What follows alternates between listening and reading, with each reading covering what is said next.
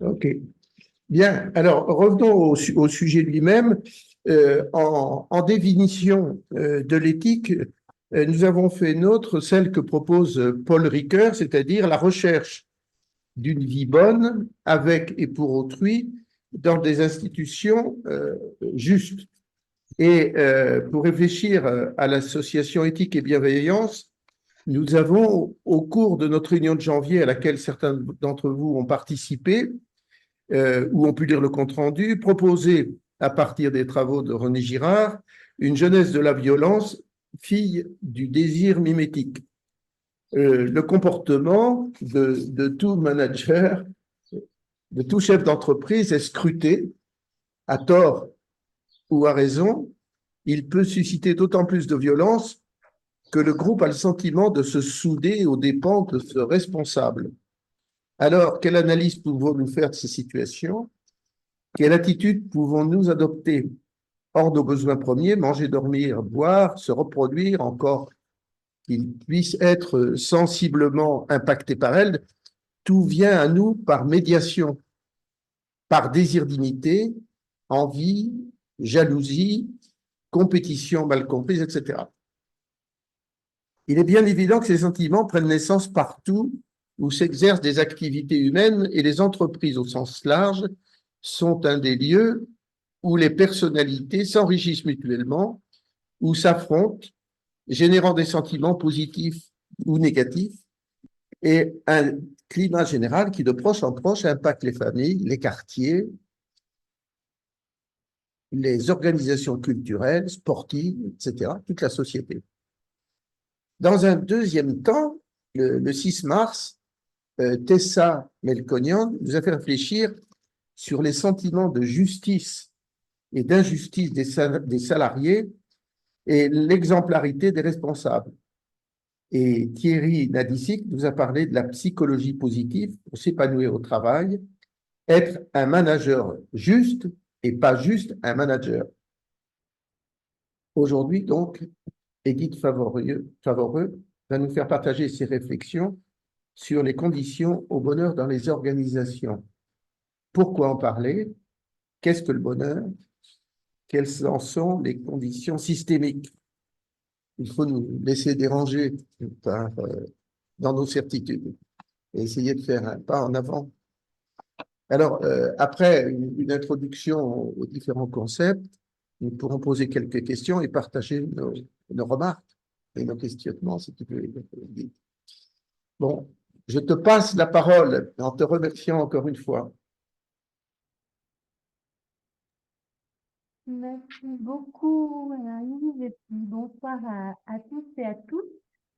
Je suis ravie de vous rencontrer, de passer ce petit moment avec vous. Alors effectivement, depuis le bout temps, j'ai essayé de me mettre dans le lobby de l'hôtel pour qu'il y ait le plus de connexions possible, pour que les conditions soient réunies. Il risque peut-être d'y avoir un peu de passage à un moment donné. J'espère que voilà, il n'y aura pas trop de bruit, mais vous me dites si jamais il y a quoi que ce soit. Alors déjà, peut-être, quand on avait parlé de la date, j'avais dit: «Non, à cette date, je serai au bon temps», et puis Alain, il m'a dit: «Mais c'est encore mieux pour parler de bonheur, puisque, on dit souvent le bon temps est le pays du bonheur». Alors c'est vrai et c'est faux. Je commence par le faux. C'est pas vrai qu'au bout temps, tous les gens sont heureux. Par contre, ce qui est vrai, c'est que c'est un pays qui a mis le concept du bonheur national brut dans sa constitution, et c'est un pays qui s'est doté d'outils, de mesures, de politiques publiques pour pouvoir regarder quelles sont ses conditions au bonheur et de pouvoir adopter un certain nombre de politiques publiques à l'aune de ces conditions, c'est-à-dire de pas seulement mesurer les progrès à l'aune d'indicateurs en lien avec les conditions au bonheur, mais aussi de prendre des décisions en amont pour voir quelles incidences elles vont avoir sur le bonheur des personnes qui sont dans le pays. Donc c'est vrai, un vrai instrument de politique publique. J'ai eu la chance de venir au Bhoutan il y a 10 ans, lorsque Ravinto, qui était directeur de la formation au Comité international de la Croix-Rouge, alors, portez mon micro. Je vais essayer de parler plus fort. Ça va mieux comme ça? Oui, force, parce que là, Fort. on n'entend pas énormément. Il faut qu'on prête vraiment très fort attention. Et c'est un peu Comme dommage. ça, est-ce que ça va mieux? Ah, bien! Ah oui, oui. Là, ça va mieux. Ouais. D'accord. Superbe. Ouais. Donc voilà, il y a une dizaine d'années, donc je suis venue au Bhoutan pour me former sur l'intégration du bonheur national brut dans des organisations au niveau international. Et ça a changé beaucoup de choses en fait dans ma vie, dans ma pratique professionnelle. Et j'ai vraiment décidé de travailler sur ces conditions au bonheur dans les organisations et dans les programmes que je dirigeais à l'époque sur voilà, le management et le leadership. Et donc, j'ai eu l'opportunité de revenir 10 ans après pour un symposium sur le fait de réimaginer l'éducation à l'aune des principes du bonheur national brut. Et on était 250 venant de 25 pays du monde entier pour réfléchir sur ces questions-là.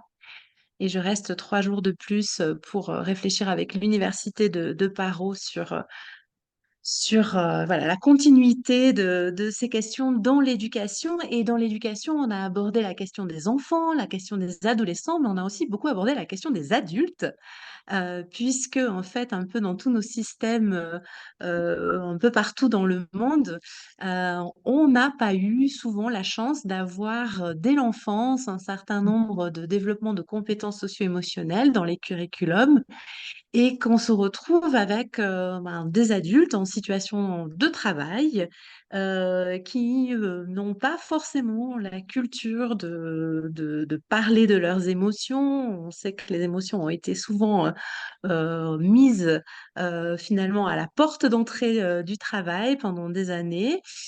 Et puis que finalement, les compétences socio-émotionnelles, ça va beaucoup plus loin que la gestion des émotions, mais c'est aussi toute notre capacité à nous mettre en lien, à travailler notre écoute et aussi à co-construire en fait des espaces d'intelligence collective pour prendre in fine des décisions éthiques et responsables. Donc c'est un petit peu ça que j'avais envie de partager avec vous ce soir.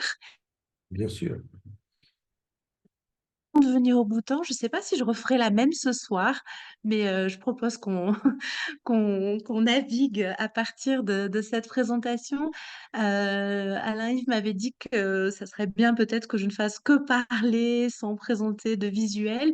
Et en même temps, ben, pour certaines personnes, c'est peut-être aussi bien d'avoir aussi des images. Donc, je vous propose qu'on jongle avec les deux.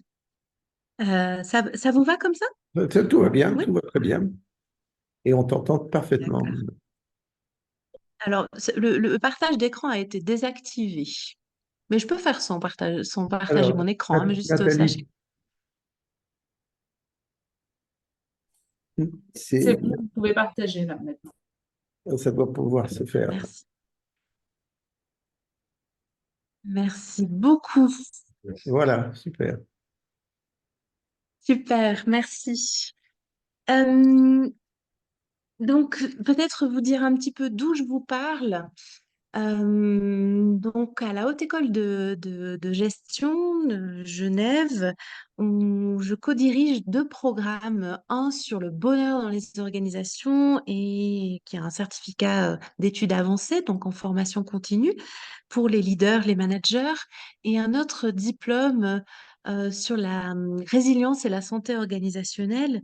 L'idée étant en fait de pouvoir renforcer les compétences des managers et des leaders, à la fois pour travailler sur des éléments intérieurs, pour retravailler sur leurs propres compétences, leur propre rôle et leur propre développement personnel pour qu'ils puissent se mettre au service peut-être d'une manière un petit peu différente,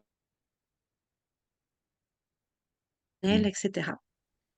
Dans ce cadre que j'ai rencontré Vanessa, puisqu'on a collaboré avec l'école de management de Grenoble. Mais je vous parle aussi en tant que leader d'un programme qui s'appelle Happy School, dans lequel on travaille sur le développement des compétences socio-émotionnelles dans les écoles, en formant en fait le corps enseignant, mais aussi le leadership des écoles, les doyens, doyennes, directeurs, directrices d'école, pour pouvoir travailler sur ces développements des compétences socio-émotionnelles pour qu'ils puissent les incarner, les mobiliser en situation de travail, mais aussi les transférer dans les classes pour participer à un bien-être et un mieux devenir des élèves, mais aussi d'eux-mêmes et in fine, en fait, des écosystèmes éducatifs. Donc, c'est un petit peu avec ces différentes casquette que je vais partager un certain nombre de choses avec vous. Déjà, peut-être juste remettre une certaine réalité, c'est qu'on passe beaucoup de notre vie au travail, on estime à peu près 100 000 heures, et puis que quand ces heures de travail se passent de manière harmonieuse, voire même qu'elles participent à notre épanouissement, voilà, il y a un sentiment ici, on a beaucoup entendu ces derniers jours le mot de flourishment, donc de pouvoir ouais, de s'épanouir, de grandir. Et puis, lorsque on rencontre des situations difficiles au travail pour diverses raisons, on sait à quel point ça peut affecter la motivation, le sens, mais aussi la santé, on y reviendra. Et il existe réellement un consensus aujourd'hui que finalement cette souffrance au travail qu'on voit, qui est de plus en plus visible, elle est préjudiciable pour l'employeur, pour les collaborateurs, les collaboratrices, les managers, les leaders, mais aussi pour la société dans son entier. Et souvent, en fait, ce qui met en mouvement les organisations pour essayer de réfléchir à des conditions, à un mieux-être, un mieux devenir collectif, c'est souvent, en fait, finalement, cette prise en compte de la souffrance en point de départ. Nous, on s'interroge beaucoup sur cet aspect-là, c'est-à-dire que oui, c'est important finalement de pouvoir prendre soin de ces situations de souffrance, puisqu'elles sont préjudiciables à plusieurs niveaux, mais c'est aussi se demander que finalement on peut construire des conditions de santé en organisation, c'est-à-dire qu'on pourrait avoir la salutogénèse en point de mire. Donc la salutogénèse, c'est un concept qui s'oppose à la pathogénèse, où finalement on va s'intéresser à co-créer des conditions de santé. Donc en fait, finalement, ce qui va nous guider, c'est de savoir est-ce que dans un environnement professionnel, dans les organisations, quelle que soit leur taille, quelle que soit leur mission, on peut finalement essayer de créer des conditions de santé et pas seulement de répondre aux situations de souffrance. Je vous ai juste mis quelques éléments là de manière vraiment très très synthétique, mais il y a beaucoup d'études, hein, de méta-analyses en fait qui montrent que finalement un environnement stressant au travail va affecter certes la motivation et puis le désengagement, la perte de sens, le turnover, etc., mais va aussi affecter la santé des personnes avec un impact sur les accidents, les troubles psychosociaux, mais aussi les maladies cardiovasculaires et d'autres types de maladies qui ne sont pas considérées comme des maladies professionnelles en tant que telles, mais qui sont des maladies liées au travail et dont là encore on a un gros effort pour rendre visible en fait les corrélations entre le travail et certaines maladies dites liées au travail mais non considérées comme des maladies professionnelles. Donc en fait, dans cette idée de salutogénèse, comment on crée finalement des conditions pour éviter, limiter ces situations de souffrance pour limiter aussi ces situations de souffrance chez les managers, éviter que eux-mêmes, elles-mêmes causent de la souffrance. On sait que la figure du manager est très importante dans les organisations, qu'ils ont énormément de responsabilités. Aujourd'hui, on demande à des managers, leaders, en fait, d'être des super-héros, des super-héroïnes, d'être performant, bien sûr, mais d'être aussi bienveillant, d'être d'être à l'écoute, de participer à l'empowerment de leurs équipes, etc. Donc, il y a enfin, une grande pression qui est mise sur ces personnes. Et cette pression, elle est aussi parce qu'on leur demande aussi de favoriser une culture positive du travail. Donc, comment on accompagne en fait ces managers, ces leaders à pouvoir prendre soin d'eux-mêmes, mais aussi pouvoir prendre soin de leur équipe et de leur collectif. On trouve beaucoup de terminologie aujourd'hui, bien-être au travail, qualité de vie au travail, santé au travail, bonheur au travail. Moi, je vais me focaliser sur les conditions au bonheur en essayant de réhabiliter ce mot qui a été tant galvaudé. En fait, toutes ces terminologies, elles se réfèrent à des idées très similaires. Elles n'ont pas tout à fait dit autrement et plus exactement, en fait, elles n'ont pas tout à fait le même spectre. Souvent, le bien-être au travail, hein, qui est défini par l'Organisation mondiale de la santé, qui est, voilà, là, je vous ai mis la définition, hein, un état d'esprit, hop, pardon, un état d'esprit caractérisé par une harmonie satisfaisante entre d'un côté les aptitudes, les besoins et les aspirations du travailleur et de l'autre les contraintes et les possibilités du milieu du travail. Quand on lit cette définition, on se rend compte qu'il y a bien une rencontre entre finalement le collaborateur, la collaboratrice, le manager, le leader et puis son environnement. Cette rencontre, on va la trouver finalement dans toutes les terminologies qu'on va voir et elle va être très importante parce que quand on va parler de conditions au bien-être, de conditions au bonheur, on va voir qu'il va falloir agir tant sur l'aspect personnel, individuel et collectif que sur l'aspect systémique. Et ces deux aspects vont être extrêmement importants et ne pas prendre en compte ces deux considérations peut amener à un grand nombre de dérives sur lesquelles je reviendrai. Quand on parle de qualité de vie au travail, maintenant on parle beaucoup de qualité de vie et des conditions au travail, en fait, on se réfère finalement à différents programmes, différentes activités qui vont viser à accroître tant le bien-être que la performance au sein de l'organisation. Et ce que je trouve intéressant, c'est que là aussi, on retrouve cette idée qu'on se réfère tant à des conditions dans lesquelles les collaborateurs, les collaboratrices exercent leur travail que dans leur capacité à s'exprimer, à agir sur le contenu de celui-ci. Il y a plusieurs dimensions, en fonction des littératures, on va trouver différentes composantes dans ces conditions pour la qualité de vie au travail. Mais ce qui est intéressant de noter, c'est qu'on va trouver à la fois des choses qui vont toucher l'individu, ses compétences et son parcours professionnel, sa santé, ses relations au travail, que des choses en lien avec l'organisation du travail, le contenu du travail, l'espace du travail, et puis quelque part aussi le type d'approche qui est prônée dans l'organisation, comme l'égalité professionnelle, etc. Ça va devenir peut-être un petit peu bruyant puisque les collègues qui rentrent de la cérémonie de clôture. Donc, vous m'excusez auparavant. Quand on parle de santé au travail, en fait, je vous ai juste mis la définition de la santé de l'OMS parce que finalement, que ce soit en France ou en Suisse, quand on parle de santé au travail, on se réfère à finalement ces deux éléments, c'est-à-dire que la santé au travail, ce n'est pas seulement l'absence de maladie, l'absence de gêne, l'absence de souffrance, mais ça va beaucoup plus loin, il y a une dynamique positive, c'est bien un état complet de bien-être physique, mental et social.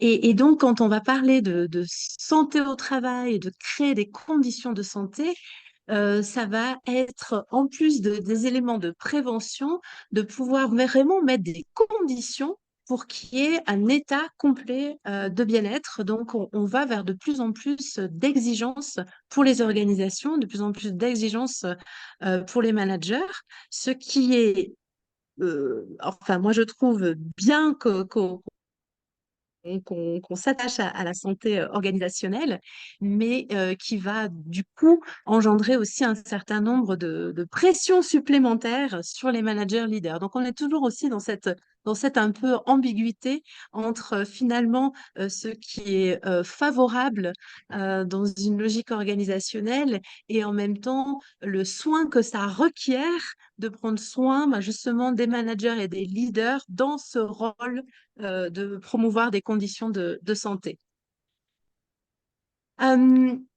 Peut-être avant que je rentre plus sur la notion de bonheur et que je vous parle un peu plus des conditions au bonheur, je voulais aussi mettre en exergue le fait que on peut se demander, quand on lit les différents travaux, les différentes études, si le bonheur est un moyen ou une finalité dans l'organisation. Parce qu'on sait que finalement, un environnement qui favorise le bien-être des collaborateurs et des collaboratrices, va avoir un impact positif sur leur motivation, sur leur performance et qu'en même temps, une performance, accrue d'un collaborateur épanoui va elle-même générer une meilleure santé, va stimuler son engagement, va développer sa capacité d'innovation, et cetera, et cetera. Et on sait que les entreprises qui sont plus performantes socialement, qui prennent plus soin de leurs collaborateurs, collaboratrices, sont aussi plus performantes économiquement. Vous pouvez juste demander Voilà, merci beaucoup. Merci.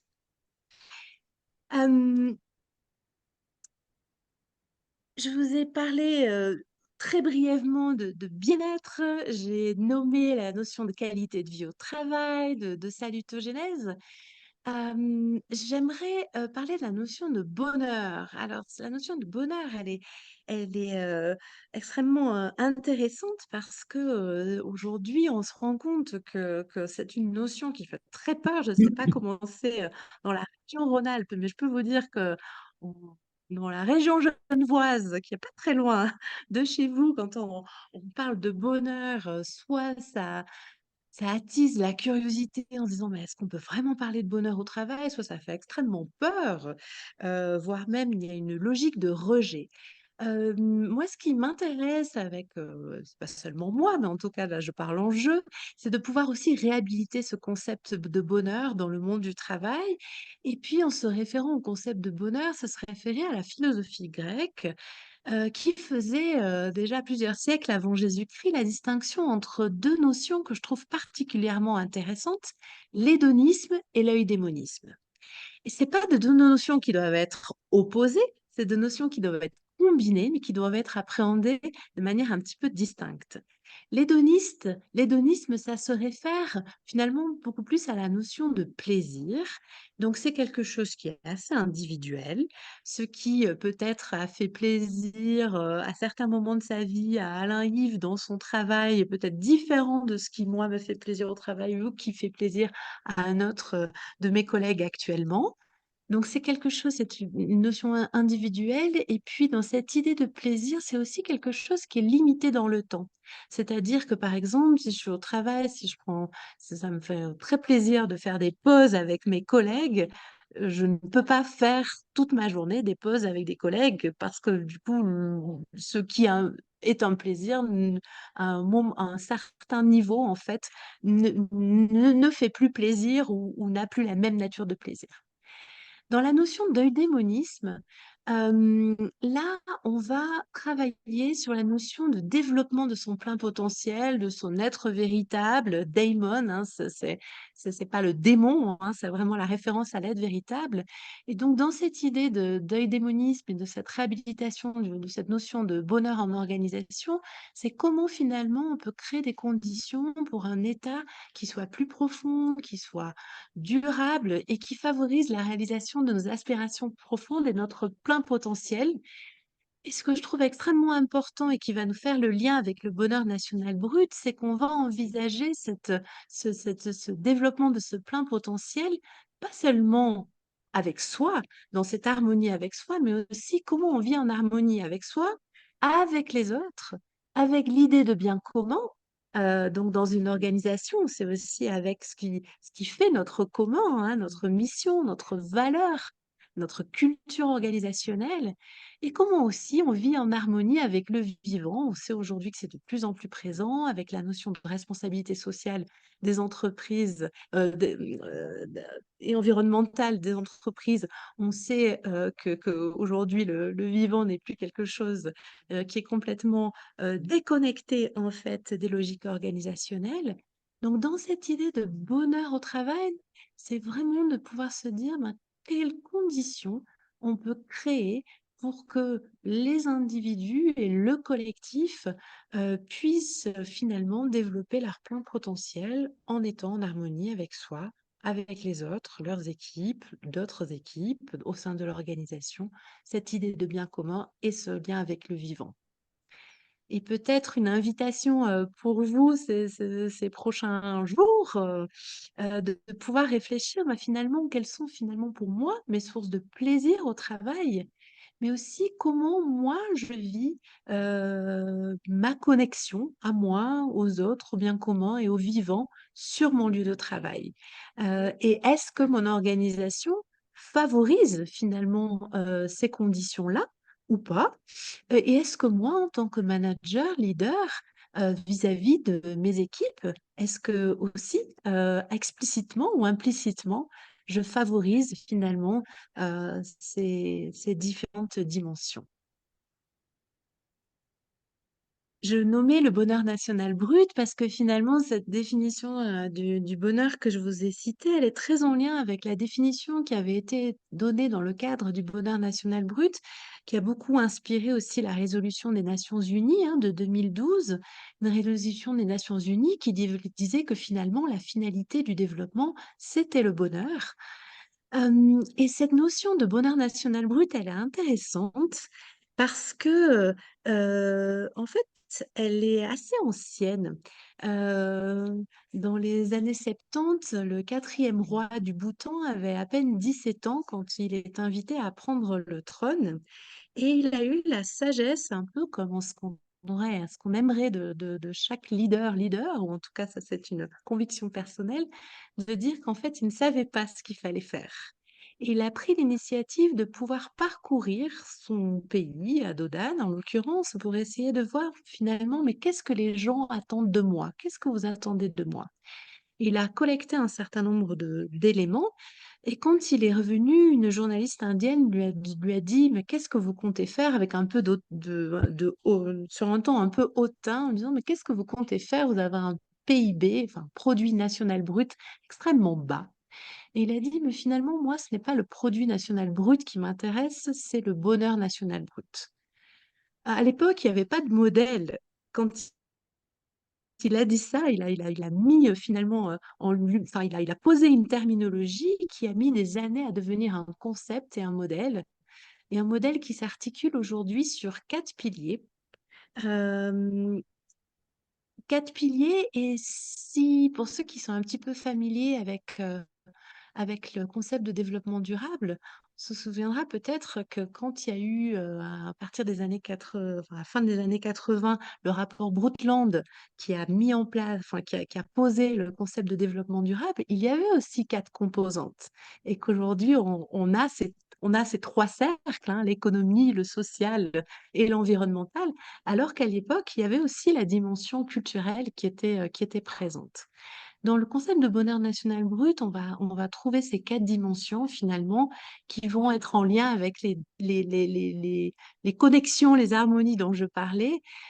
Finalement, tout ce qui est la promotion de la diversité culturelle, de l'identité pour vivre en harmonie avec soi. Le développement économique, social, durable et équitable pour vivre en harmonie avec les autres. L'idée de bonne gouvernance pour vivre en harmonie avec le bien commun.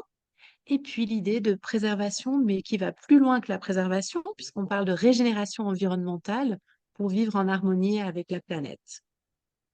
On pourrait remplacer le mot harmonie aussi par le soin.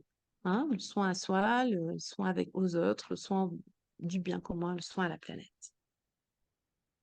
J'ai juste envie de faire un petit pas de côté parce que je vous disais que le 4e roi du Bhoutan a posé ce concept du bonheur national brut à la fin des années 70. Il y a une autre personne qui au début, enfin à la fin des années 60, avait mis en exergue aussi les limites du PIB. On sait très bien que le créateur du produit intérieur brut a toujours dit attention, hein, c'est un outil qui sert à mesurer les progrès économiques, la croissance économique, mais c'est pas un outil qui doit devenir finalement le référent de développement sociétal.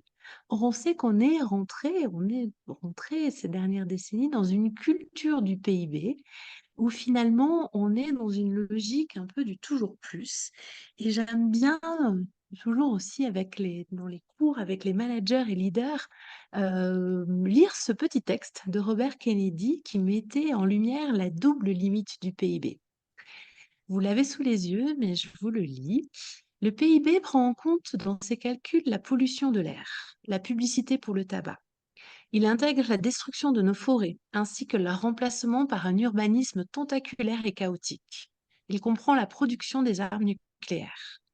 En revanche, le PIB ne tient pas compte de la santé de nos enfants, de la qualité de leur éducation, ni de la joie de leur jeu. Il ne mesure pas la beauté de notre poésie. Il ne prend pas en considération notre courage, notre sagesse ou notre culture. Il ne dit rien de notre sens de la compassion ou du dévouement. En un mot, le PIB mesure tout, sauf ce qui fait que la vie vaut la peine d'être vécue.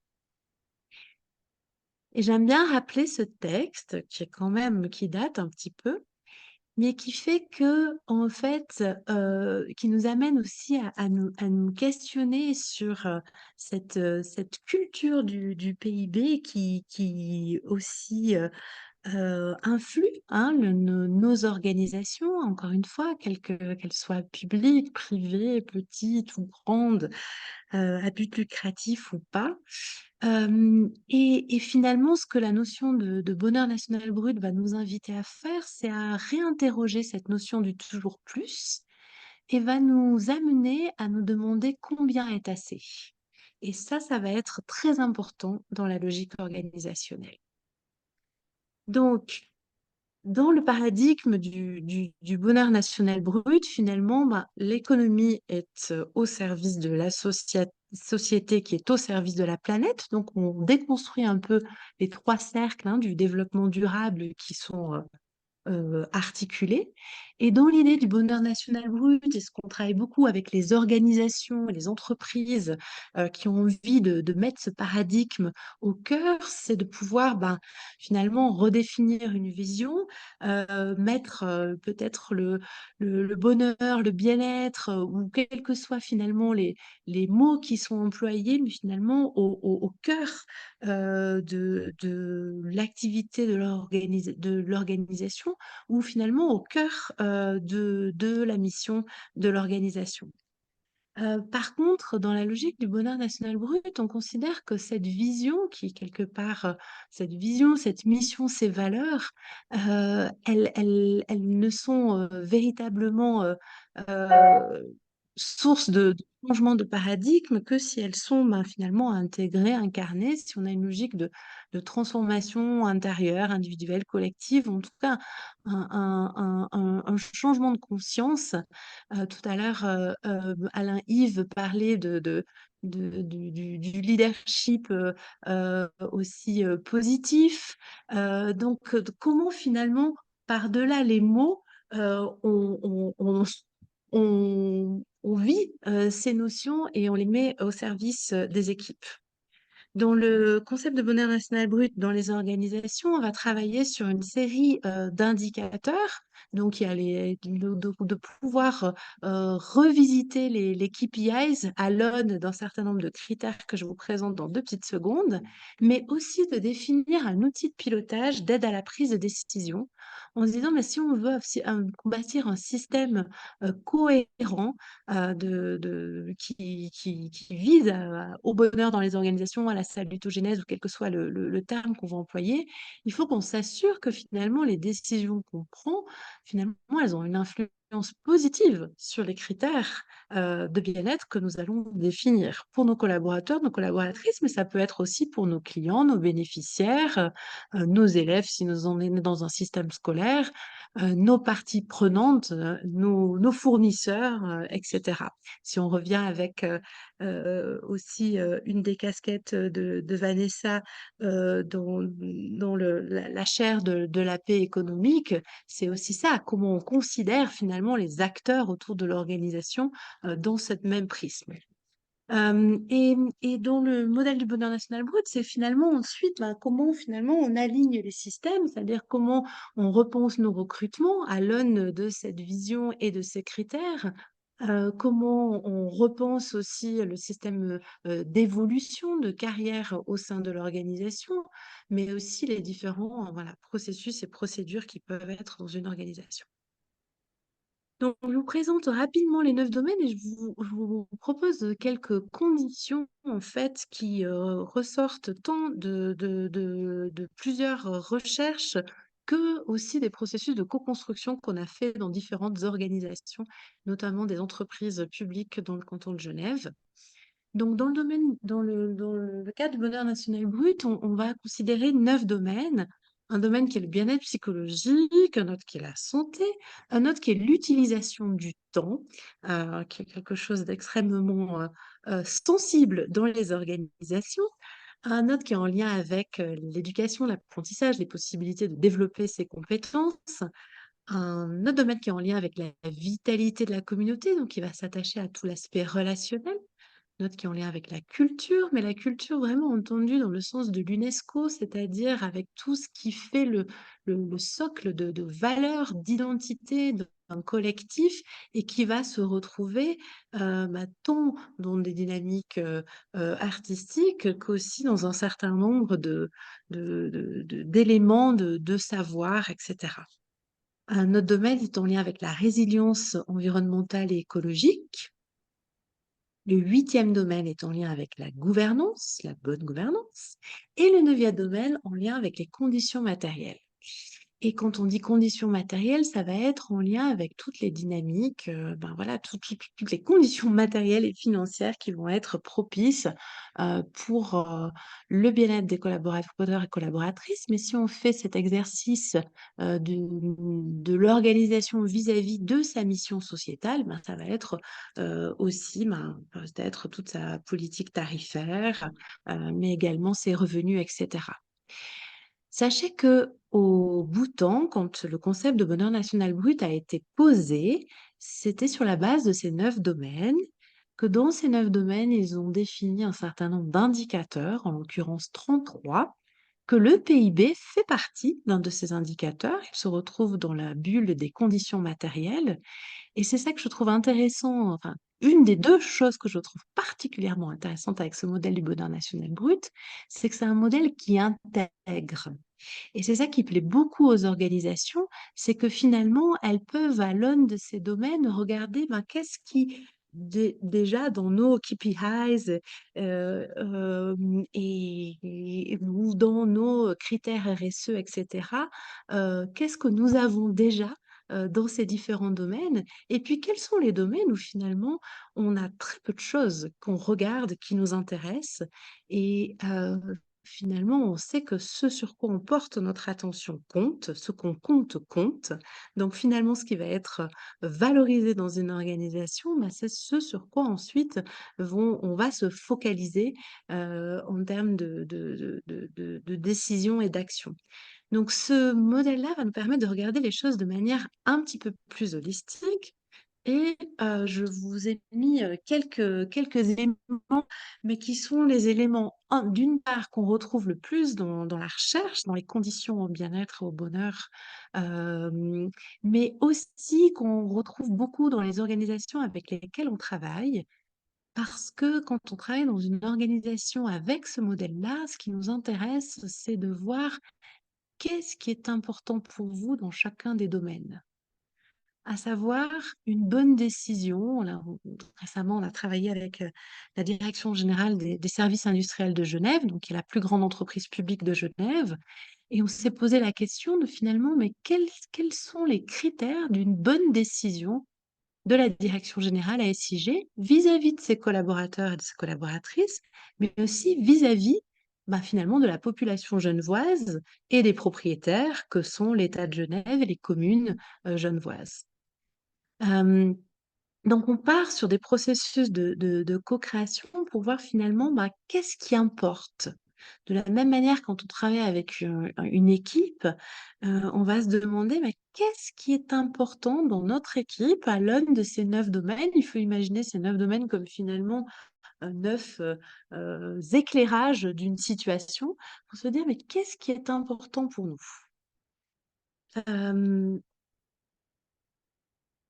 Je vais pas tout développer, je te laisse regarder pendant que je parle, parce que j'avais envie de mettre en exergue, et c'est un peu la deuxième chose que je trouve très intéressante dans ce modèle par rapport à d'autres, hein, c'est qu'il nous permet, et ça fait le lien avec ce que je disais tout à l'heure, il nous permet de questionner mais combien est assez?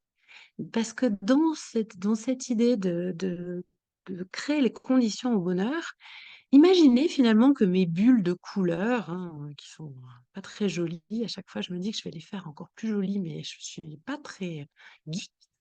Mais imaginez ces bulles de couleurs réunies comme un élastique, hein, avec un fil.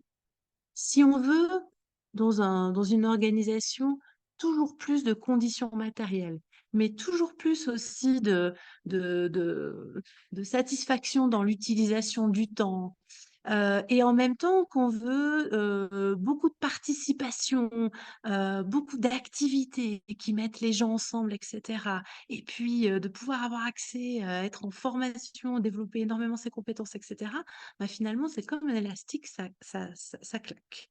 Donc, dans l'idée de ce modèle, c'est de se demander combien est assez, c'est-à-dire quelles sont les conditions suffisantes.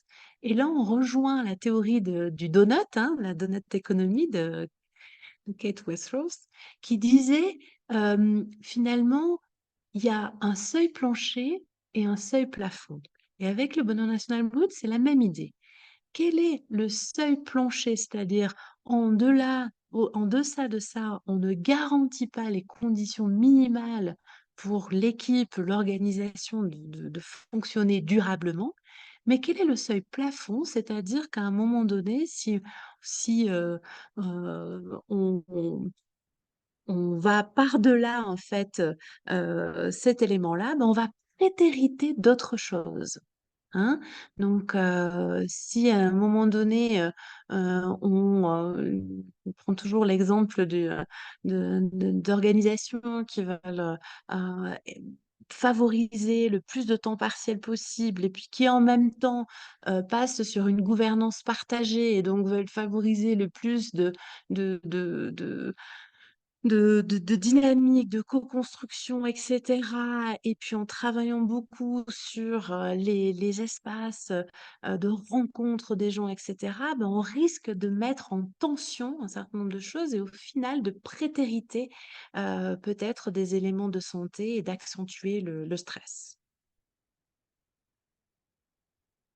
Donc, ce que j'avais peut-être encore envie de partager avec vous, c'est que finalement, dans ces logiques de créer des conditions au bonheur, euh, on est obligé de travailler à différents niveaux, ce qui fait, ce qui fait quelque part la complexité et en même temps l'intérêt de ce type de modèle.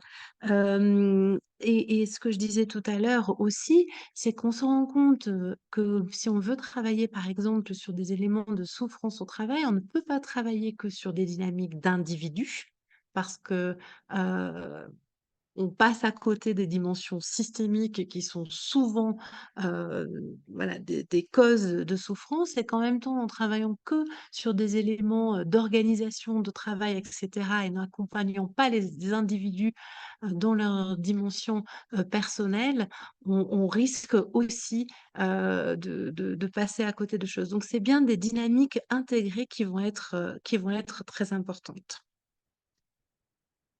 Euh, J'avais peut-être encore envie, j'ai tellement de choses à vous dire, mais je suis consciente du temps, puis je me dis que ça va être très intéressant d'avoir des questions, et puis peut-être que j'aille plus en détail sur un certain nombre de choses. Mais quand on regarde un petit peu ce qui fait une culture, organisationnelle, positive, si on ne veut pas, parler de conditions au bonheur, on voit qu'il y a plusieurs, caractéristiques et que dans ces caractéristiques, de cette culture positive, en plus des éléments, voilà, d'ergonomie, d'organisation de travail, de prévention des risques psychosociaux, il y a énormément de choses qui reposent sur les compétences finalement que nous appelons, socio-émotionnelles des managers, des leaders, mais des équipes en tant que telles.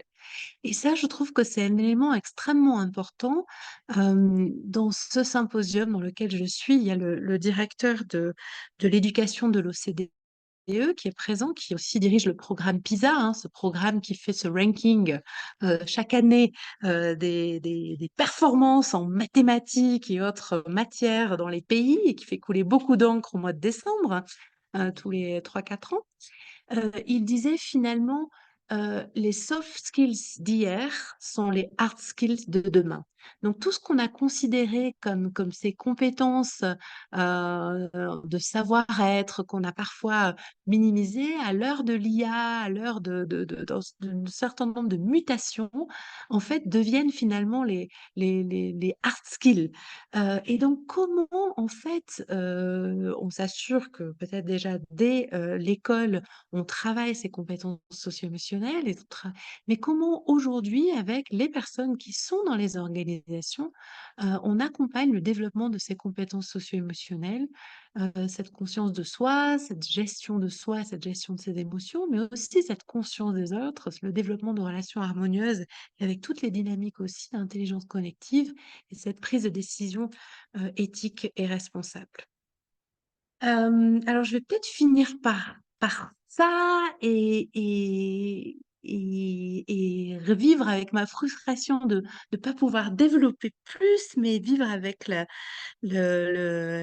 joie de pouvoir entendre aussi vos questions, vos remarques, vos points d'accord ou de désaccord. J'avais envie de finir avec cette petite slide, parce qu'en parlant de tout ça, heu je ne veux pas faire croire que c'est aussi simple, que ça, il y a beaucoup d'ouvrages qui sont sortis ces dernières années, qui ont beaucoup critiqué un certain nombre d'approches sur le bien-être et le bonheur et à très juste titre. Et à très juste titre parce qu'on a assisté ces dernières années à une mode, des tendances au bien-être, au bonheur dans les organisations qui ont été une mode qui a été assez délétère dans certains, cas, puisque finalement, lorsque on a, posé et on l'a vu nous dans beaucoup d'organisations en Suisse romande, qu'on a posé le bonheur, le bien-être, mais qu'il y avait pas du tout dans le leadership une incarnation en fait ou un alignement, avec ces éléments-là, ça a causé, beaucoup de frustration et quelque part beaucoup de souffrance. L'autre chose qu'on peut vraiment regretter, c'est, aussi la pression sur l'individu et ça, la petite fille de monsieur De Funès en parle très, très bien. Finalement avec, son ouvrage sur la comédie inhumaine, et à juste titre. À partir du moment où on dit que finalement, ben, c'est l'individu, qui doit, changer, puis qu'avec un petit peu de méditation, un petit peu de yoga et puis finalement des massages, ben, tout ira bien et que si ça va pas bien, c'est que vraiment cette personne est dysfonctionnelle. Donc si on n'a que des approches centrées sur l'individu, en fait, non seulement on ne remet pas en cause le système et l'organisation est aussi un système, hein, l'organisation, c'est avant tout des personnes, hein, 2 ou plusieurs personnes qui se mettent ensemble autour d'un objectif commun, mais c'est aussi finalement un système qui est créé. Si on ne remet pas en cause ce système et qu'on met toute la pression sur l'individu, alors toutes ces démarches de bien-être au travail et de bonheur au travail ne pourront pas marcher. Une autre chose et c'est la gadgetisation à laquelle on a assisté ces dernières années. On a de beaux exemples avec les toboggans chez Google qui arrivent dans la cafétéria, le baby-foot. Alors toujours, j'étais dans une organisation, ils ont installé des baby-foot et cetera pour que les gens puissent se défouler entre 2 réunions et cetera. Je n'ai rien contre cette gadgetisation, entendez-moi bien, mais ça ne peut pas être effectivement que ça, que de créer des conditions de bien-être et de bonheur. au travail. Donc en fait, il y a vraiment une approche holistique et systémique qui est nécessaire, pour travailler, sur ces dimensions-là, de pouvoir vraiment repenser, l'organisation du travail, mais aussi de pouvoir accompagner, les personnes dans le développement, de leurs compétences, et puis, surtout, enfin, ce qu'on observe beaucoup dans les bonnes pratiques, mais aussi dans les moins bonnes pratiques, parce qu'on apprend beaucoup de ce qui ne marche pas ou de ce là où ça bloque, c'est, finalement, le manque en fait d'alignement entre, un discours les discours et les actions, entre une vision et puis, des processus qui sont mis en œuvre. Voilà, peut-être je m'arrête là pour laisser le champ aux questions parce que je vois qu'il est 29 et que j'avais vu sur le programme que c'était très bien organisé et qu'il y avait des questions à partir de maintenant.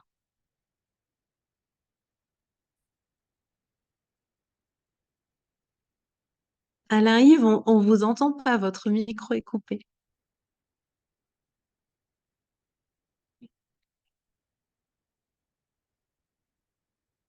Tu mets le mien, vas-y. Vas-y, si tu veux parler. Oui, tu m'entends là maintenant? Non? Très bien. Oui, bon. Que je réactive mon son, mais je l'ai pas supprimé. Voilà. Il y a un truc là. Tac. Voilà. Là, ça doit marcher. J'ai l'impression. Ouais, là, c'est Ouais. bon, là, tu peux parler. Ouais.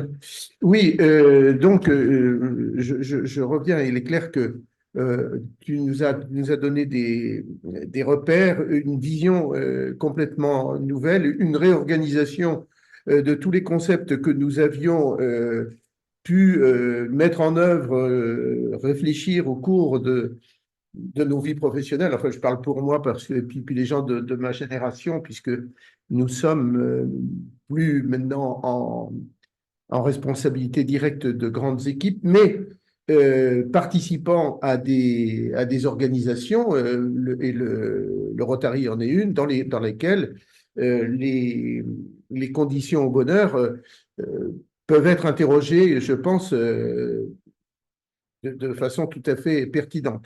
Alors, je propose deux choses. Quand nous avions la pyramide de Maslow qui nous donnait les besoins des personnes, il apparaissait évident qu'on ne pouvait pas aller au développement de la personne avant d'avoir satisfait ses besoins psychologiques, ses besoins physiologiques, son besoin de sécurité, son besoin d'appartenance qui apparaît bien dans ton discours, et puis le besoin de reconnaissance. Ça d'une part, et puis d'autre part, il y a un côté personnel qui me paraissait important. J'entends par là qu'on ne s'adresse pas de la même façon à un colérique qu'à quelqu'un qui est normalement empathique. On ne va pas voir quelqu'un qui est au sens de T.B. Keller persévérant comme à quelqu'un qui va être simplement rêveur et avoir besoin de temps, etc. Il y a toutes ces approches-là qui, sans doute, sont contenues dans ce que tu énonces, mais qui sont organisées différemment. Et est-ce que elles sont prises en compte, sûrement, je pense, ou est-ce qu'elles sont jugées inopportunes, inefficaces, et est-ce qu'il faut les mettre à la poubelle?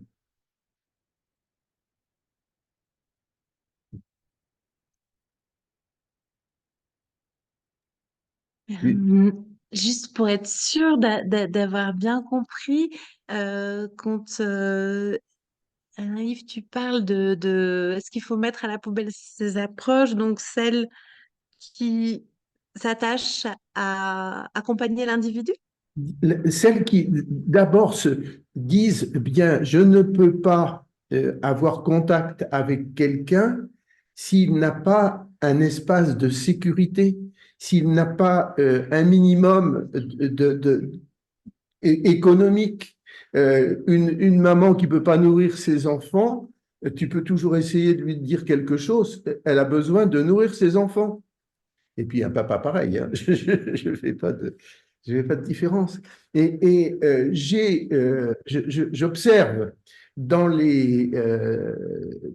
dans les remarques, dans les travaux que nous font les étudiants sur ces sujets d'éthique, je ne veux pas dire quelque chose qui est un peu rêveur, mais quelque chose qui, peut-être, à certains moments, ne tient pas compte du fait que ce soir, il faut dormir quelque part, que demain matin, il faudra manger.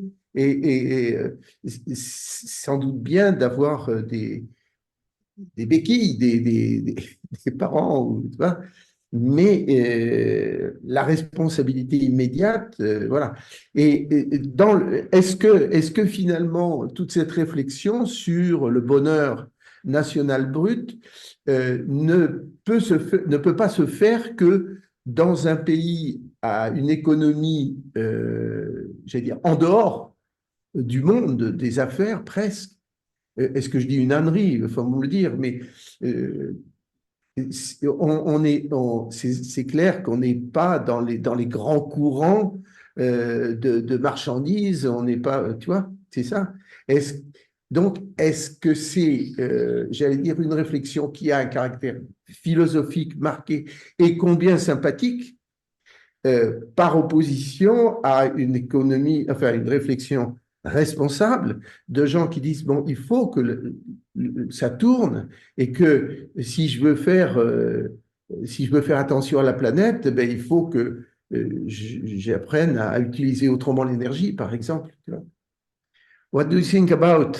Mhm. Qu'est-ce que tu en penses? Ouais, ouais, merci. Alors, il y a plusieurs choses hein, là. Ouais. Il y a plusieurs choses dans ce qui est évoqué. Alors, peut-être une première chose, euh, évidemment qu'il faut des conditions de sécurité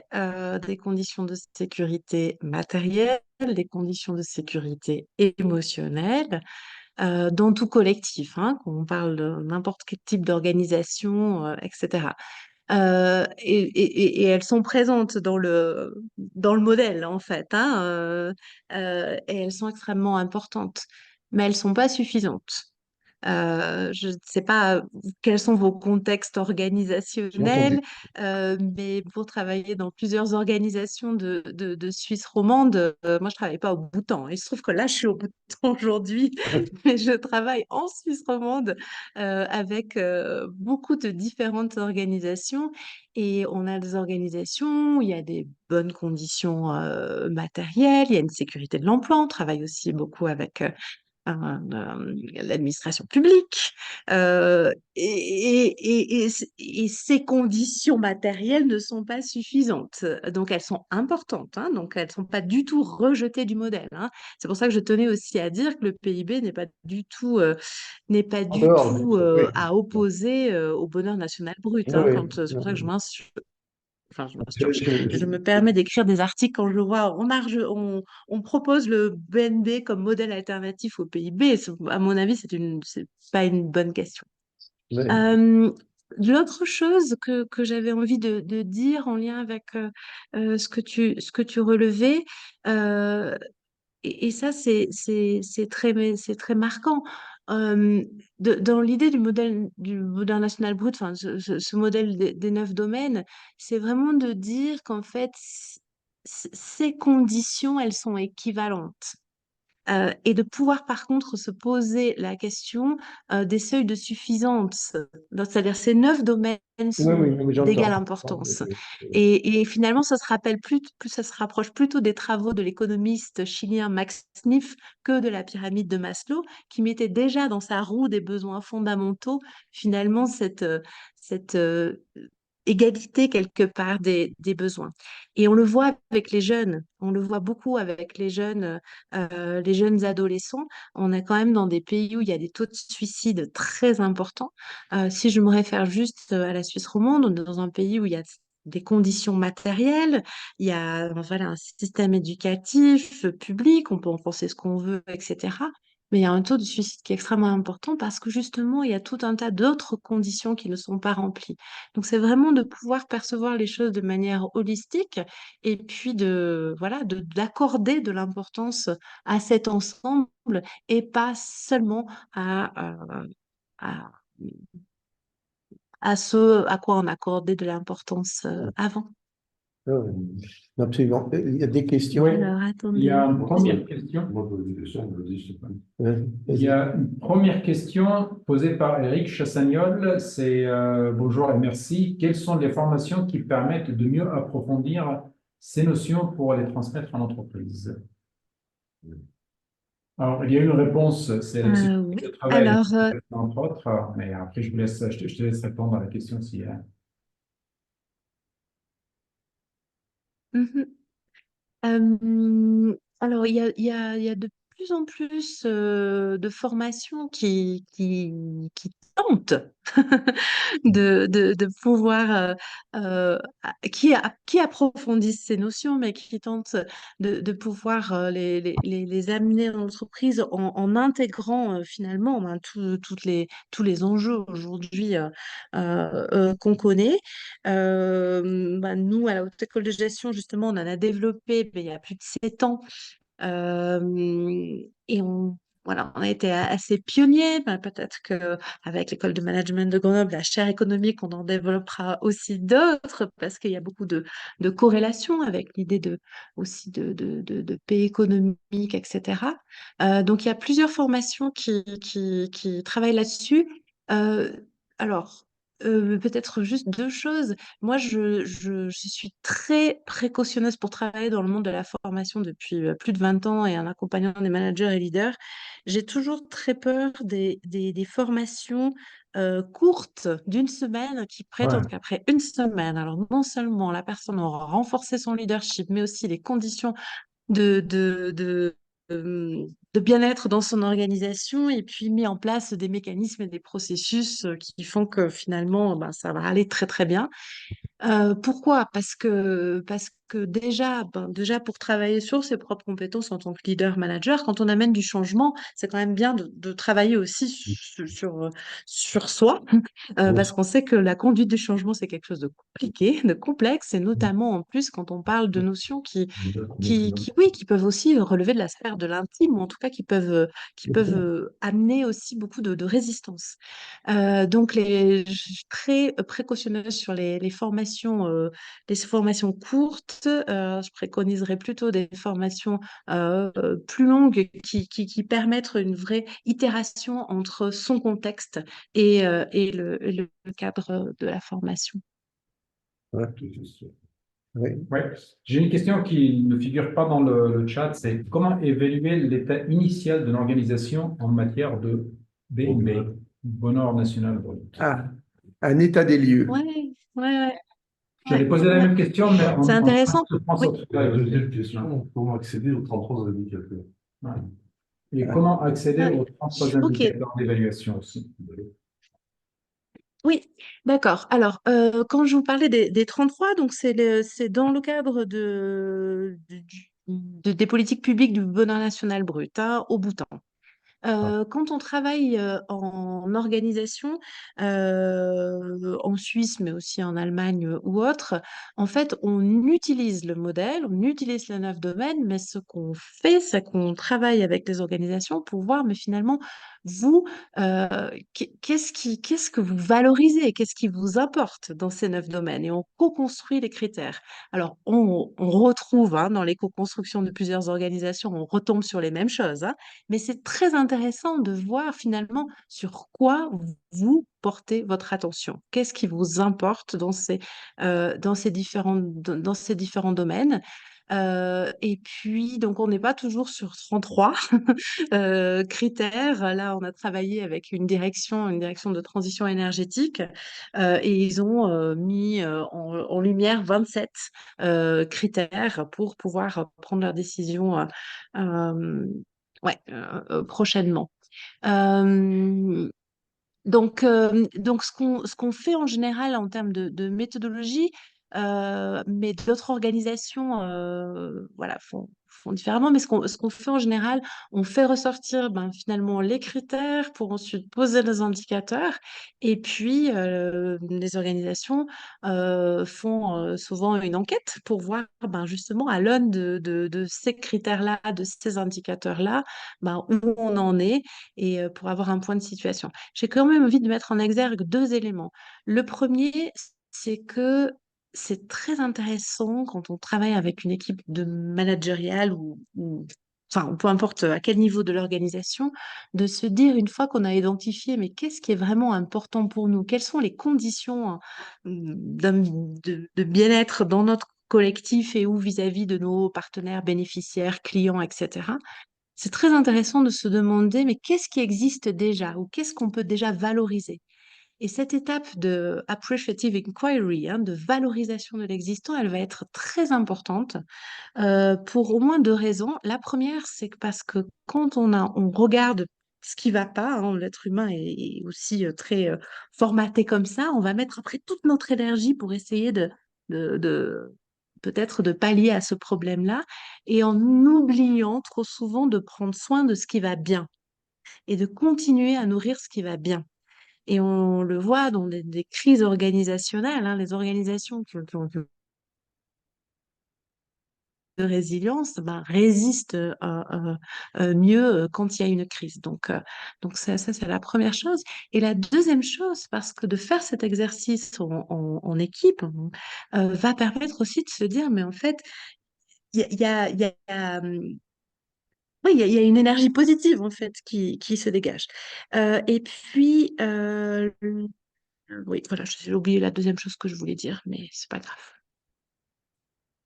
Ouais. Alors, il y a encore trois questions. Je pense, je ne sais pas si on aura le temps de poser plus de questions.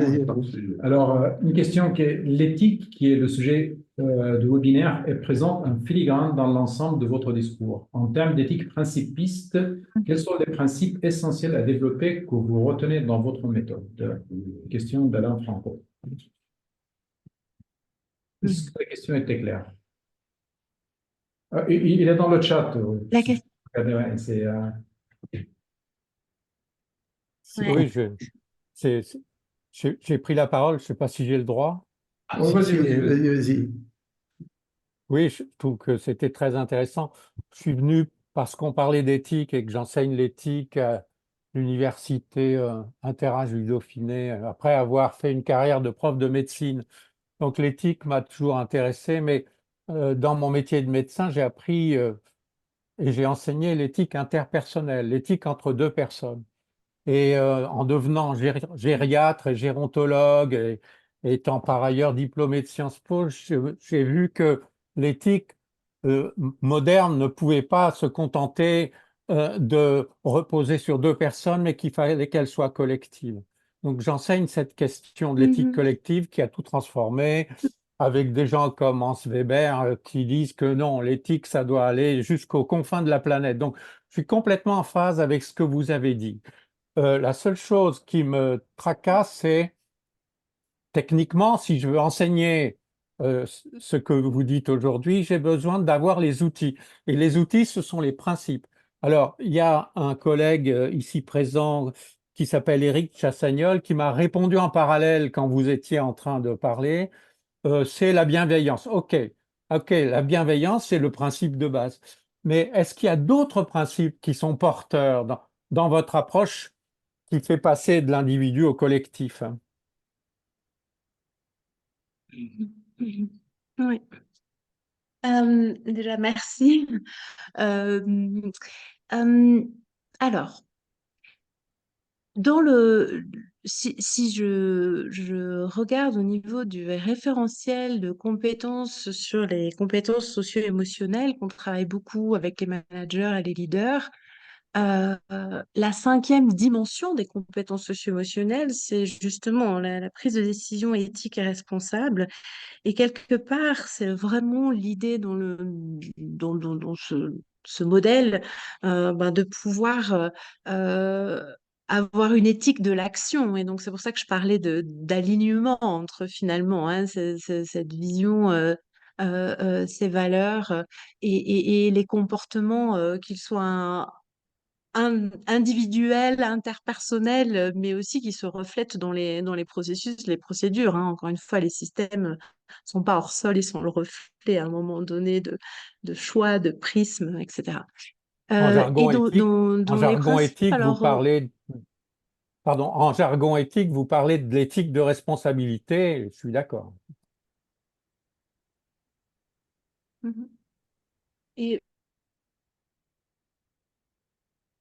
Oui. au niveau des principes, alors oui, la bienveillance est un. Je ne sais pas si je le mettrais comme un principe. Alors, c'est toujours le débat, hein. Est-ce que c'est un principe ou est-ce que finalement c'est un moyen? En tout cas, la bienveillance est un élément effectivement extrêmement important. L'empathie va être aussi quelque chose de très important dans les dynamiques collectives. Là, si je suis plus au niveau de l'équipe. Et puis, en fait, c'est vraiment l'éthique du care, le soin, qui va être extrêmement important. Si on se réfère aussi à la définition que j'ai donnée, de pouvoir cultiver des conditions pour que les individus puissent prendre soin de soi, soin des autres et de la relation, mais prendre soin aussi de finalement cette culture organisationnelle et où ces valeurs, cette mission, etc. Et en ayant en, en conscience finalement le soin aussi au vivant. Ouais, je dirais que la notion de soin, en tout cas pour moi, elle est extrêmement importante et va être assortie quelque part d'un certain nombre d'éléments, dont oui, la bienveillance. Mm. Merci. Je pense que notre point de départ, éthique et bienveillance, était bien axé là-dessus.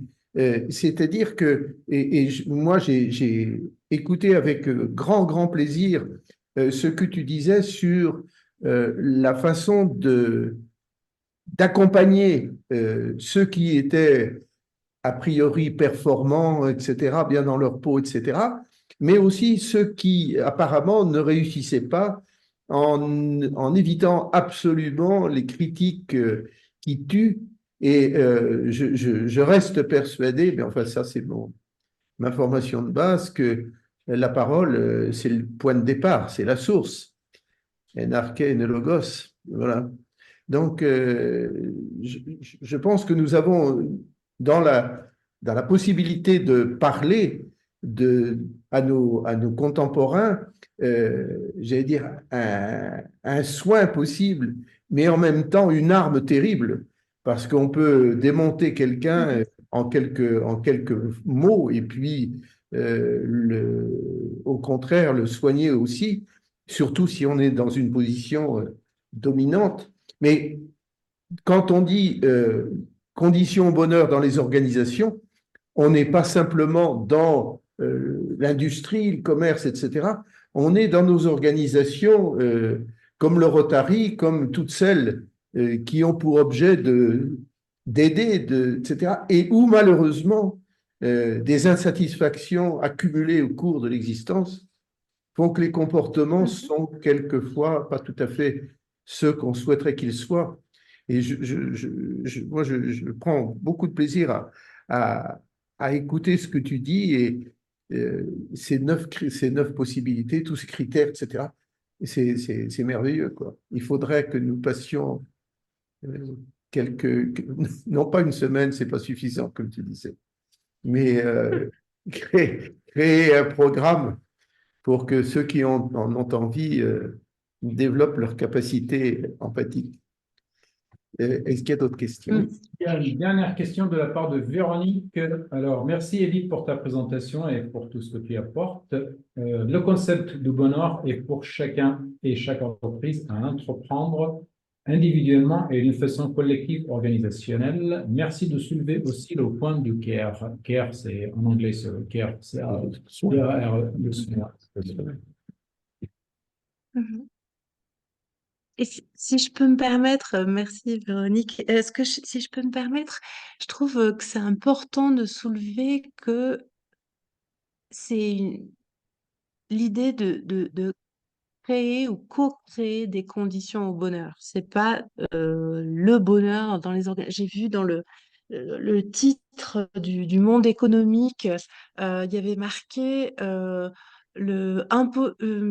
le bonheur, l'imposer ou illusion ou quelque chose comme ça. Déjà, là, enfin, je sais pas qui a posé la question, mais je trouve que c'est un peu spécial comme question et puis du coup qui amène à aucune réponse satisfaisante parce qu'il s'agit ni de l'imposer et puis oui c'est une illusion si si un certain nombre de critères ne sont pas remplis ça restera une illusion ça c'est sûr. Euh, mais ce que je trouve important c'est de se dire voilà on est dans des chiffres de souffrance au travail qui sont de plus en plus problématiques et qui ont un poids sur le PIB, hein, si on revient sur les logiques économiques, de plus en plus important dans nos pays voilà, considérés comme développés. Par ailleurs, on sait très bien les pressions sur la planète Terre, etc. Enfin, voilà, il y a tout un tas d'éléments contextuels qui font que de toute façon, le statu quo n'est pas une option. Donc, on doit regarder de nouveaux modèles, regarder de nouveaux paradigmes. Si on avait une recette magique, on le saurait. On n'en a pas. Donc, on est obligé d'avoir beaucoup d'humilité, mais aussi de pouvoir avoir de la curiosité et un certain nombre de courage. Et là, on revient avec la dimension du cœur, hein, quand on parle de courage aussi, pour pouvoir essayer un certain nombre de choses, prototyper, de se poser la question de qu'est-ce qui fait que notre collectif peut être bien mieux, peut potentialiser l'épanouissement des uns des autres et puis finalement de notre organisation. On est au service de cette mission et de pouvoir avoir une contribution sociétale qui est positive. Je pense que c'est quelque chose d'extrêmement important et je finis juste là-dessus parce que comme je suis autant pour le symposium sur l'éducation, on travaille beaucoup dans les classes avec les élèves, avec ces 9 domaines en leur disant mais et vous, c'est quoi vos conditions d'être pour être bien individuellement et dans votre classe. Et après, on les superpose aux 9 domaines. Enfin, voilà, on travaille avec ça et puis c'est très intéressant. Et puis, on a aussi travaillé avec justement le programme PISA et l'OCDE qui nous ont demandé de regarder un petit peu ce qu'ils mesuraient au niveau du bien-être des élèves dans les 120 pays dans lesquels ils font leur questionnaire, à l'aune des 9 domaines pour pouvoir essayer de pouvoir avoir une approche un peu plus holistique et de se dire que finalement, ben, prendre soin de la génération future, oui, les maths sont importants, les langues sont importantes, etc. Mais prendre soin de la génération future aussi, c'est pouvoir ben, travailler sur leur épanouissement et leur bien-être, ou en tout cas les conditions de leur bonheur. Donc, j'avais juste envie de remettre la jeune génération au cœur de la fin. Surtout que nous avons des questionnements de cette génération, justement, au niveau de ce qu'ils nomment la désertion. C'est-à-dire tous ces jeunes qui font des études souvent exigeantes et puis qui, au moment de partir dans la vie professionnelle, bifurquent en disant, ben non, je vais aller planter des carottes ou je vais aller élever des chèvres ou bien je vais me consacrer à restaurer des vieux meubles, etc., quoi. Et, et on se demande si l'économie de ce qui a été fourni au cours de la formation, c'est pas quelque chose qui tombe à l'eau. Et d'une part, et d'autre part, si on n'a pas su toucher ces jeunes en, en proposant de fait des buts qui ne sont pas suffisants pour qu'ils se sentent intéressés à se lever le matin, quoi. Oui, puis on observe aussi deux autres phénomènes. On observe un phénomène qui est ben, des jeunes qui disent, ben, écoutez, non, moi, j'ai envie, si la situation est si catastrophique que ça, ben, je vais envie de profiter de ma vie aujourd'hui et donc de prendre l'avion autant que je veux, de gagner beaucoup de sous, etc. hein. On a beaucoup, j'ai vu pas mal de papiers hein, qui sont sortis aussi sur ces jeunes-là. Et puis la troisième chose qu'on voit dans les organisations, je ne sais pas comment c'est en Rhône-Alpes, mais de l'autre côté de la frontière, c'est très intéressant de voir la difficulté de recruter ou les RH qui disent, mais en fait, maintenant, on se fait poser des questions en disant, mais est-ce que vous avez combien de jours de télétravail vous avez? Qu'est-ce que vous offrez à ce niveau-là? Et puis, pour développer mes compétences, et puis, etc., etc. Et qu'il y a beaucoup d'exigences aussi de cette génération qui n'a pas envie de travailler comme on a pu le faire avant, ou en tout cas qui a envie d'avoir d'autres conditions pour pouvoir articuler finalement sa vie Ouais. avec son travail, mais pas seulement autour de son travail. C'est assez intéressant, je trouve. Ça nous amène aussi à se dire, OK, qu'est-ce qu'on peut offrir à cette génération aussi? Ouais. On était habitué peut-être à réfléchir en Ah, partant. Tu c'est quelque chose donc il m'a échappé. On était habitué à non, je réfléchir. lisais la question, pardon. Ah, je t'en prie, Y vas-y. a-t-il un ou deux des 9 critères qui sont plus prépondérants? Et oui, que questionnent ces jeunes? Euh, alors, ça, c'est très intéressant parce que quand on est dans les organisations, souvent on nous dit, oui, mais est-ce qu'on est vraiment obligé de travailler sur les 9 domaines? Parce que pour nous, ce qui est vraiment important, c'est les conditions matérielles, la santé, l'écologie et puis la gouvernance. Donc, je me dis, non, l'intérêt de ce modèle, c'est de pouvoir tout regarder, parce que sinon, enfin, donc c'est ça. Donc voilà. Après, c'est intéressant quand on va plus loin dans ce modèle, on peut avoir des pondérations à l'intérieur des critères, des domaines pour les critères. Je donne juste l'exemple du Bhoutan, hein, là, qui, lui, a pondéré, donc les 9 domaines ont la même valeur, mais à l'intérieur des domaines, les indicateurs, on peut avoir des valeurs différentes et ils ont choisi de donner des valeurs différentes en fonction de la solidité de la source, en fait. Donc, ils ont des indicateurs objectifs et subjectifs et en fait, ça a été leur prisme. Et par rapport aux jeunes, c'est dans, dans, c'est assez fou, je trouve, de voir, enfin, dans toutes les expériences qu'on a fait en classe, beaucoup avec les classes d'adolescents et d'adolescentes, euh, ben voilà, de voir comment ils avaient la dynamique relationnelle, hein, c'est aussi normal à leur âge, hein, ça fait partie des conditions de développement qui est très très importante. Mais ce qui nous a beaucoup marqué aussi, c'était dans la dimension, dans le domaine de l'éducation et de l'apprentissage, avec une volonté que l'apprentissage soit beaucoup plus aussi contextualisé à la diversité des modalités d'apprentissage, des profils des jeunes, etc. Ça m'a beaucoup étonnée en fait que ce soit extrêmement nommé parce qu'ils avaient une conscience en fait de comment ils aimaient apprendre, ce qui leur permettait d'apprendre et que finalement, ne leur offrant qu'un mode d'apprentissage, finalement, il y avait une logique d'exclusion qui se faisait et qui accentuait le mal-être, le stress, etc. Ça a été une grande surprise dans les classes, en tout cas pour moi, que ce soit nommé tel quel des âges. Non, non, c'est une réponse. Il y a d'autres questions? Non, non, là, c'est la dernière question, là. Voilà. Je pense Il y a, qu'on a le temps. on pourrait poursuivre cette conversation. Je veux dire, il y a énormément de points, pour ne pas dire tous les points, sur lesquels on pourrait discuter longuement. Et je repense simplement à l'idée de toutes nos décisions, tous nos actes, tout ce que nous faisons a des conséquences matérielles et des conséquences psychologiques. Et ces conséquences, elles sont liées à nos valeurs intermédiaires, instrumentales, et puis celles-ci à nos valeurs finales. Et on part du bas pour monter jusqu'en haut. Alors que j'ai l'impression que dans la démarche proposée, on dit qu'est-ce qui est le plus important, et c'est au fond la valeur finale.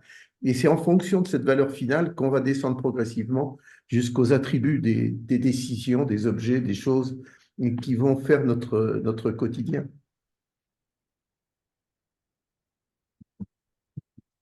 Alors, je sais pas si j'ai bien compris, mais si j'ai bien compris, je suis pas tellement d'accord. Ah, c'est intéressant. Euh, Vas-y. mais je sais pas si j'ai bien Je- compris, mais en écoutant la question, je me disais une chose que j'ai pas spécifiée et que je trouve intéressante, c'est que justement, quand on fait bouger quelque chose, euh, par exemple, quand une organisation a cette approche holistique et systémique, et puis qu'elle se dit, ben voilà, on va prendre cette décision. Là, je prends l'exemple d'une organisation récemment qui a utilisé son panel de critères pour tester une décision. En fait, eux, ils veulent travailler sur la mobilité de leurs cadres. Donc, ils ont un projet de mobilité et puis ils ont essayé de voir, mais en fait, si on met ce projet de mobilité au milieu de ces 9 domaines et qu'on regarde les critères qu'on a identifiés, ben, finalement, quel impact on imagine que ce projet va pouvoir avoir sur le niveau de stress, sur les conditions matérielles, etc. Et puis, forcément, en faisant ce travail, et ça, c'est tout un outil en fait qui a été développé dans le modèle d'aide à la prise de décision, avec un système de notation Et mais en faisant ce travail, ça leur a permis de vraiment affiner leur projet parce qu'en disant, ben, en fait, ça dépend et ça dépend de quoi. Et puis de pouvoir finalement, à la fin de 2 heures de réflexion, d'avoir un projet ben, complètement remodelé parce que finalement, d'avoir passé à l'aune de ces différents critères, leur ont fait prendre conscience aussi d'un certain nombre de risques potentiels, de ce que ça venait favoriser, mais de ce que ça venait aussi péjorer et puis de faire jouer aussi la systémie parce que on voit qu'à un moment donné, ben voilà, si on augmente ben peut-être, je sais pas, voilà, un élément, ben peut-être que ça va faire baisser quelque chose ailleurs. Et donc, c'est vraiment ouais, cette systémie qui est ouais, intéressante. ouais. Non, mais en fait, on est en phase hein, parfaitement, il n'y a pas de souci. Voilà. Bon, est-ce que Pierre, tu pourrais nous dire un petit mot en se disant, au fond, qu'est-ce qu'on peut tirer comme enseignement rapidement pour, pour notre Rotary? Pierre est président du Rotary Club Grenoble Sud et c'est une de ses dernières interventions puisque nous changeons de président en juin, fin juin, quoi. Voilà. Moi, je vois plutôt l'intérêt de cette réflexion sur euh, ce qu'on fait vis-à-vis des autres. On dit que lorsqu'on monte des actions au Rotary, on respecte 4 critères. Bon, je ne vais pas les rappeler Ouais. maintenant, mais je me demandais s'il fallait pas rebalayer les critères. euh, Est-ce Au que c'est vu vrai? oui, non, est-ce que c'est vrai ça? Non, mais au vu de, est-ce qu'on participe du bonheur de ceux auxquels on apporte quelque chose? C'est surtout ça qui m'intéresse. C'est pour ça que j'ai beaucoup parlé d'indicateurs tout à l'heure.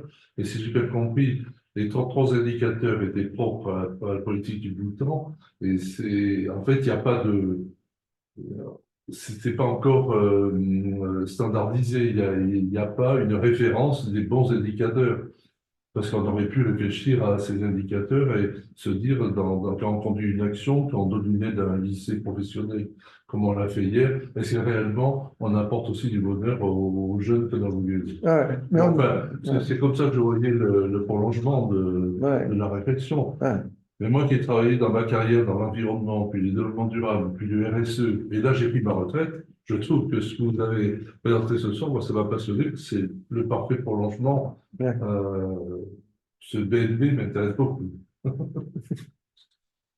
Merci pour Voilà, Edith, merci infiniment, hein. On a un peu dépassé l'heure.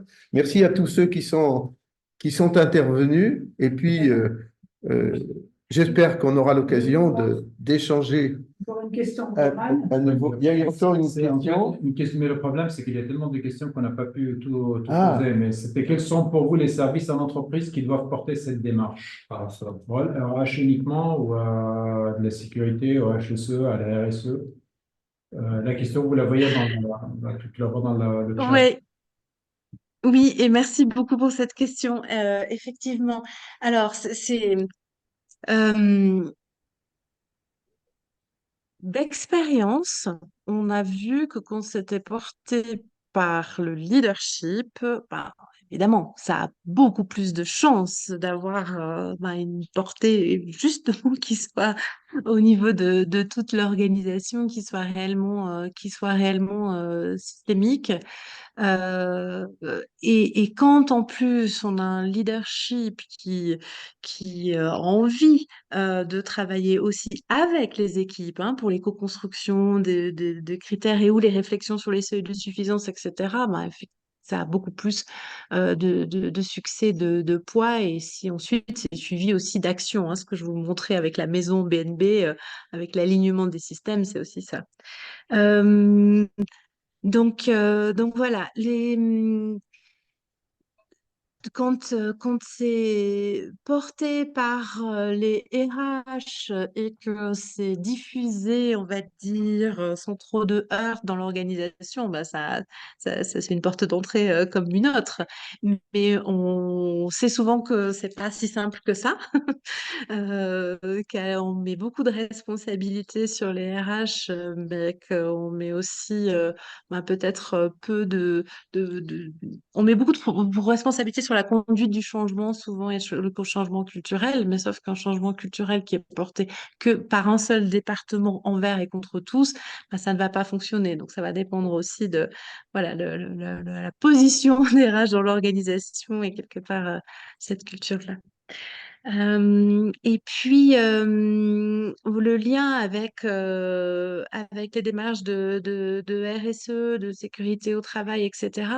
Oui, il est évident et en même temps, ça va beaucoup plus loin parce que si on réduit en fait ces conditions au bonheur des collaborateurs, des collaboratrices, mais aussi finalement des parties prenantes à des logiques de sécurité au travail, on a tout faux. Et d'ailleurs, si on réduit la santé au travail à des logiques de sécurité au travail, aussi on a tout faux. La sécurité au travail, c'est très important, mais c'est qu'un élément de la santé au travail qui amène un certain nombre de conditions.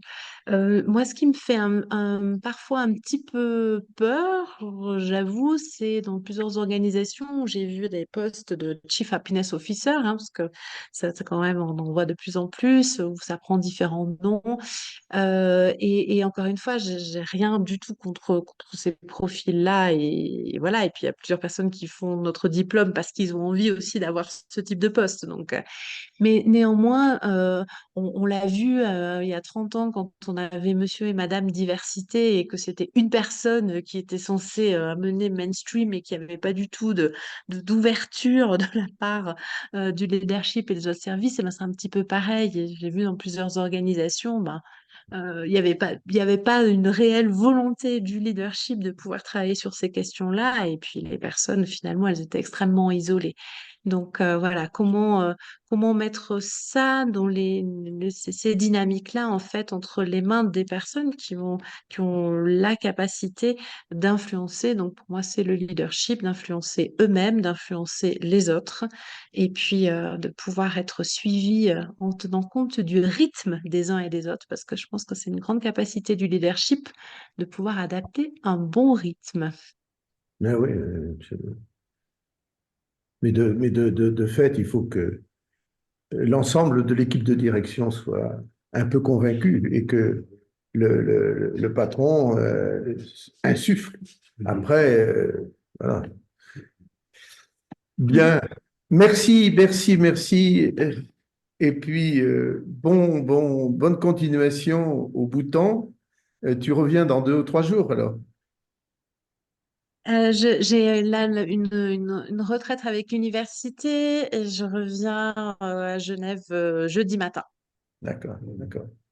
Bon, ben, j'espère qu'on aura l'occasion de rediscuter Et puis, bonne fin de séjour et merci à tous de l'intérêt que vous avez pris à cette discussion.